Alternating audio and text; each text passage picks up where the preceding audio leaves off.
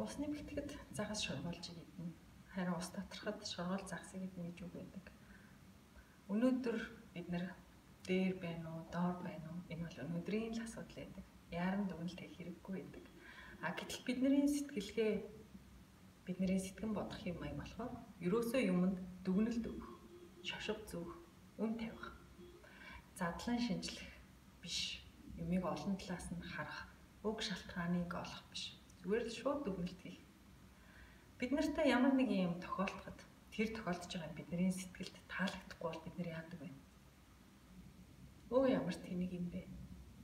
Өө тэр ямар тэнэг юм бэ? Чи ямар тэнэг юм бэ? Өө би ямар тэнэг юм бэ? Би гэж нэг тэнэг юм гэдэг.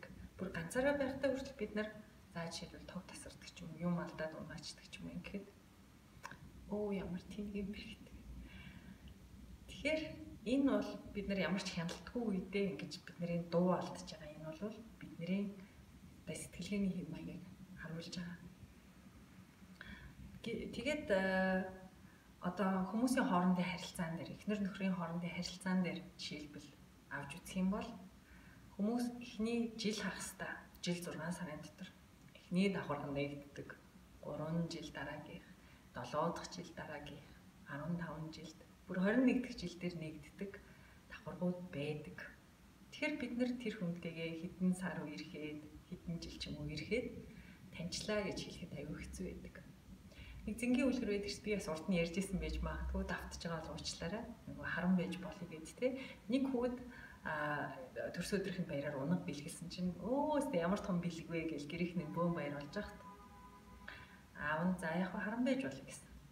Хүү хэдэн 6 настайдаа ч үлээ 7 настайдаа тэр унгаа ингэж нөгөө морь болцсон үед нь тий унах гэж оролдож байгаа унаад хөлөө гэмтээгээд доглон болсон. Өөстө нэрээ энэ адгуусыг өстө муулээ энэ өстө хүүгийн минь хөлбөө болгочлаа гэж тэгж яхад аав за яг харан байж болъё гэжсэн.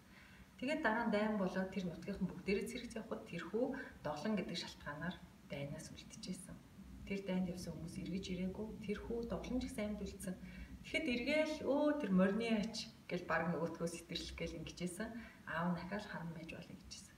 Тэгэхээр зэрэг бид нар эцэлж дүгнэлт гаргахад туйлын хэцүү байдаг.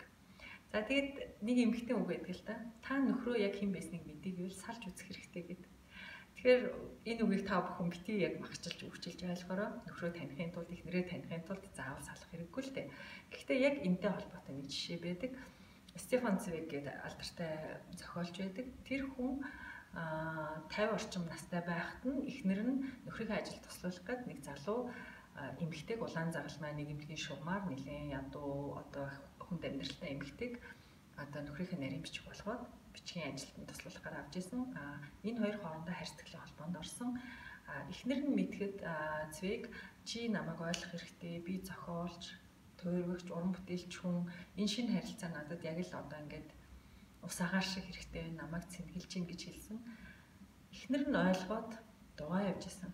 Гэтэл нөгөө 3 жилийн дараа нөгөө нарийн бичиг бүсгүй хэрвээ та эхнэрээсээ салж надтай суухгүй бол би амиа боллоо гэж хэлсэн. Тэгээд Цвейг ахаад эхнэртэй хэлсэн. Одоо ийм болж байна. Чи намайг ойлгоорой. Одоо ингээ хойлоо салъя. Энэ хүний амийг аврахын тулд. Тэгээд эхнэр нь зөвшөөрсөн, салах хүргэлтлээ өгсөн. Харин энэ хооронд одоо тэр салах хүргэлтлийг шүүх хүлээж аваад гэрэлтийг цуцлах хооронд Цвейг маш олон зүйлийг эргэцүүлж бодоод эхнэртэй захиа биччихсэн.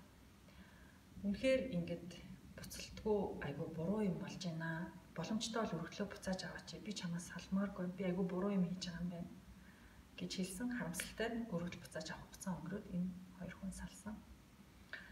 Тэгэхээр хүнийг хамтын амьдрал донд хэн байсан бэ гэдгийг мэдэх хоёр арга байдаг. Нэг нь хамтын амьдралын өрөө. Бид нэр 7 хоногт 2 удаа уулзаад 2-3 цагаар уулзаад болцоод явж хат бид нар 1000 жилд ч тэр хүнийг танихгүй гэж болно. Харин яг хамт нэг гэр дотор амьдраад нэг асуудалтай өдөр болгон цаг мөч болгонд тэр асуудлаа хамтран шийддэг байгаа тохиолдолд бид нар үнэхээр яс чанараа харуулна л да тий. Хоёрдугаарх нь гадны нөлөө сорилууд байдаг. Гэрлэлт өөрөөс нэг сорил мөн. За тэгээд бид нар баяж ядуу, дампуур, дотны хүмүүсийн маань хөл. За тэгээд гэр бүлээс гадуур харилцаа, хайр сэтгэлийн холбоонууд. За тэгээ салалт. Тэгэхээр зэрэг энэ одоо сая дурдсан болон дурдаагүй олон сорилууд тулгараагүй цагт бид нар бас харьцангуй боломжтой амьдралтууд бас нөгөө хүнээ танихгүй байж болох магадлалтай. Тэгэхээр бид нар тодорхой цаг хугацааны өндөрлөгт гарч байж, бас оюун санааны өндөрлөгт гарч байж, нэлийн өндрөөс хэн хэмбэ гэдгийг харах чадвартай болдог. Тэгээд энэ Сван Цвейгийн амьдрал бол бас сэтгэл судлалд нэлийн сонирхолтой жишээ болж орж ирдэг.